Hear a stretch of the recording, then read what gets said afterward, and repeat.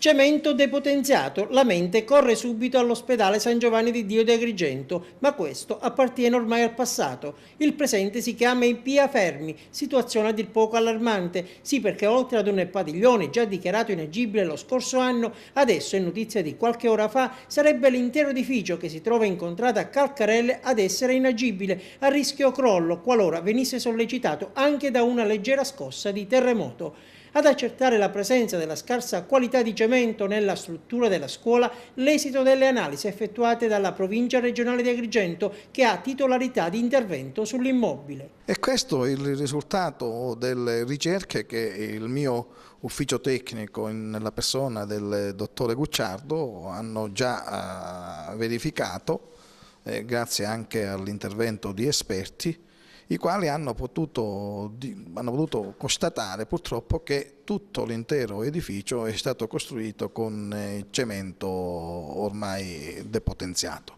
Per domani è già prevista una riunione alla presenza del capo d'istituto. E a seguito del risultato delle analisi, il presidente della provincia sta muovendo i primi passi. Abbiamo avvisato sia il signor prefetto sia la Procura della Repubblica, alla quale manterremo una denuncia dettagliata, oltre alla Procura della Corte dei Conti, e abbiamo avvisato anche del problema il provveditore Raffaele Zarbo, col quale domani abbiamo già un appuntamento che servirà a trovare delle soluzioni. Fermo restando le vicende giudiziarie e quelle di natura contabili, è chiaro che la situazione è particolarmente delicata e grave, perché c'è a rischio l'incolumità della popolazione scolastica dell'Ipia Fermi, che già in occasione della chiusura del padiglione lo scorso ottobre si era fatta sentire con manifestazioni di protesta anche piuttosto vibranti. Noi siamo aperti a qualsiasi soluzione, però il fatto è molto